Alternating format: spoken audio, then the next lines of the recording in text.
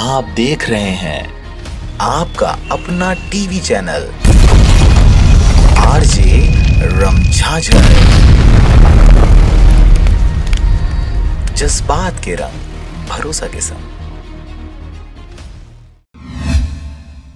खबर है बिलासपुर जिले का, जहां पर होटल पैट्रिशियंस में सिरगिट्टी पुलिस की जुआ पर बड़ी रेड की कार्रवाई की गई, जिसमें कुल 5 आरोपी गिरफ्तार हुए और 4,55,000 रुपए जब्त किया गया। सिरगिट्टी पुलिस को सूचना प्राप्त हुई कि थाना क्षेत्र के होटल में जुआ खेली जा रही है। सूचना को पुलिस अधीक्षक महोदय प्रशांत अग्रवाल को अवगत कराया गया। इसके साथ ही पूरा दल बल के साथ सिरगिट्टी थाना प्रभारी फैजुल हुदा शाह के नेतृत्व में रेड की कार्रवाई किया गया, जिस पर टीम द्वारा कार्रवाई करते हुए कुल 5 आरोपियों को गिरफ्तार कर उनके कब्जे से 4,55,000 रुपए नगद सहित 52 पत्ती जब्त की गई। मामले में वैधानिक कार्रवाई जारी है।